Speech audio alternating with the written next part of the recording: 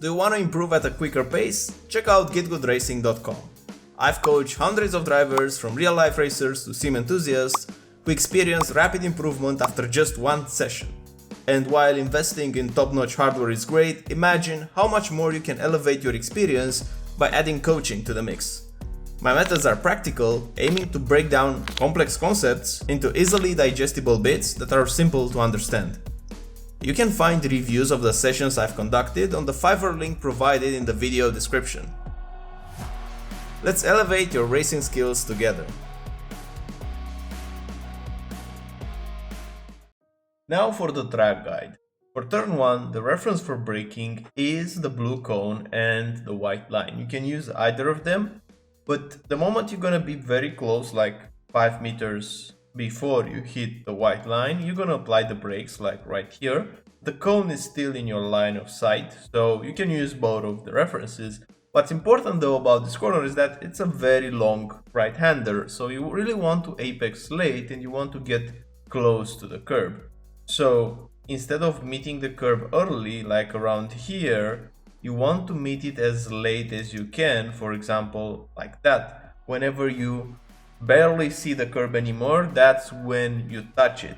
If you're gonna touch it a bit earlier, you have to go slower into the corner. So the later you're gonna apex, the more speed you're gonna carry, and you're also gonna gain a bit more on the exit. So instead of braking early and hard, brake a bit later and softer, release the brakes a lot when going into the corner, so you will keep still the momentum going.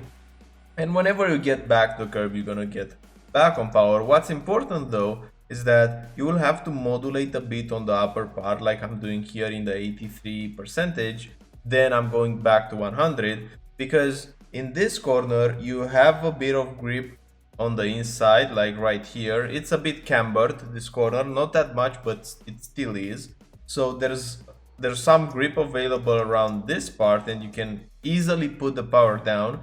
But once you drift away from the camber, like right now, you have less grip. And this changing grip should be reflected in your throttle input. Getting back to 100, don't go all the way like touching the sand on the left side. Even though you'll carry just a little more speed, you won't have time to properly reposition for the next one, because for the next one we need to have the car at the white line, and the turning point or the braking point is very closely to this green curve on the right, but you need to have the car all the way to the right side to open up the corner. And this is a blind corner with this car just because of this pillar right here, so you can't really see where you're going, but you're gonna just apply a bit of the brakes and you're gonna keep the brakes on while the corner is appearing. So right now, still holding the brakes, still holding 3% braking, 1% braking, 5% braking. So I'm still holding the brakes and I try to apex as late as I can. So I don't drop the brakes until I have the rotation that I feel it's needed. So right now I'm putting the power down very, very hard. You can do this here if you manage your rotation. So if the car rotates nicely and you're gonna apex later, then you'll be able to go like 100% power and using all the track right here. So notice here it's a longer trail braking zone, but it's very, very short, as in you don't brake that much, you don't put a lot of pressure on the brake pedal. However, it's gonna be even better if you're gonna touch more this curb, because this curb can help you rotate the car a bit more. And if you apex around it, you will lose a bit of time, because right now I was up 1.5, 1.4, and right now I'm losing it to 0.07. So I lost more than half a tenth just because I didn't touch the curb. So ideally, at the middle of the curb, whenever you're gonna apex, you want to hit the curb almost to the grass. You don't want to touch the grass, but still hit it, because you will cut a bit of distance, and this curb will help you with the rotation. So keeping that in mind and moving to the next corner. This corner right here is quite tricky. Braking point very close to 50, so I'm looking at the 50. When the 50 disappears, I'm already on brakes. And you want to, again, to stay close to this camber right here, like right that. But you want to apex a bit later than what I did. So ideally you would apex around here instead. So turn in a bit later, because you don't want to track out very wide here. You're gonna lose a bit of time by doing that. Although the moment that you're on the curb or very close to the curb is the moment that you should be back on power. Since this is a long straight, the earlier you're gonna go on power, the better it's gonna be. So like right here, when you're drifting away, put the power down very sharply initially, but once the car again gets off cambered, you have to modulate your throttle, because otherwise the car will slide a bit and you will scrap speed. So don't smash it to 100%, go like 0.75, 0.85, and then modulate it all the way to 100, modulate it a bit. But also apex a bit later than what I did here. It's gonna gain you probably 1.5 tenths if you apex properly. As you saw here in my delta, I lost like 1/10. Now going into the next corner, braking point very close to the 50 or this Marshall post with the number 10. So whenever you're very close to it, like 5 meters before it, you're gonna apply the brakes. Very hard braking initially. You can go up to 85, 90 and it will still be okay.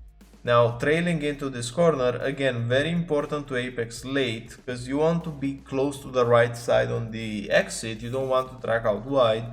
Downshifting to second and cutting this curve. You can cut this curve because you will have the ability to go around it. If you cut it, it's gonna shorten the distance and it's also rotate the car a bit more. So cut this curve, put the power down.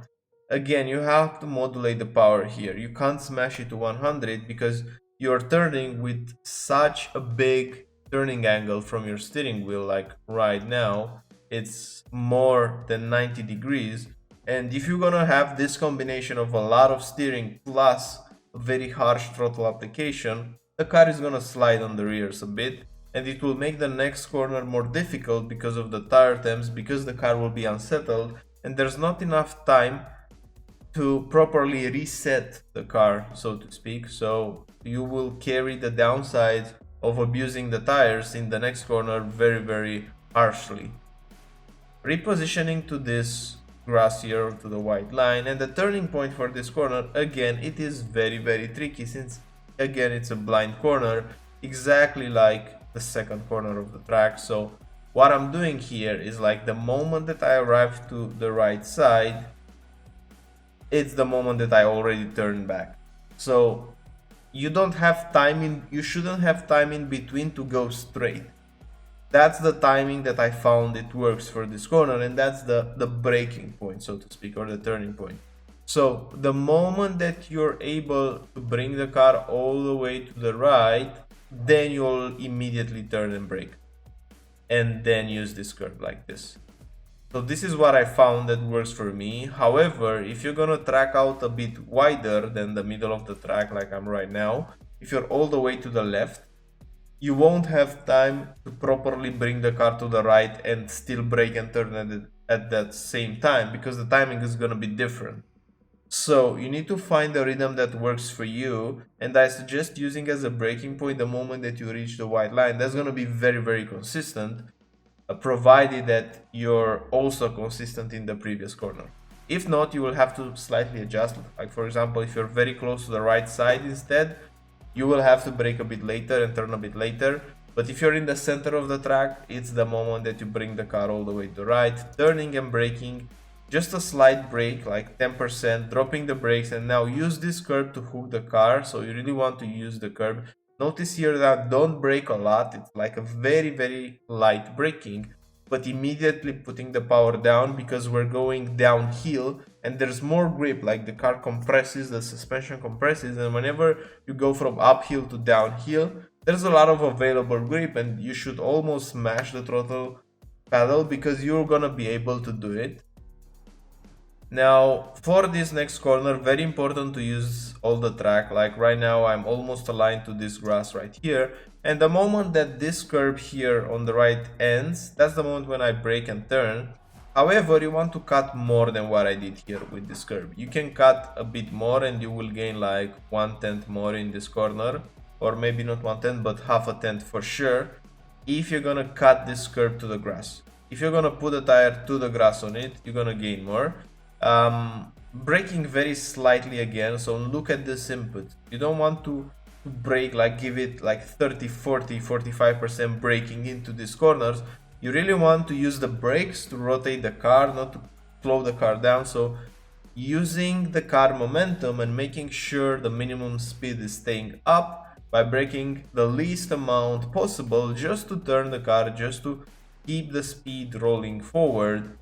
And now for the next corner, braking point after the 50-meter board. So after the 50, somewhere in the middle of the 50 and this Marshall post right here. And so in the middle of those two, you're gonna apply the brakes. And in this corner, this is a long left-hander. You don't want to apex early to the beginning of the curb here.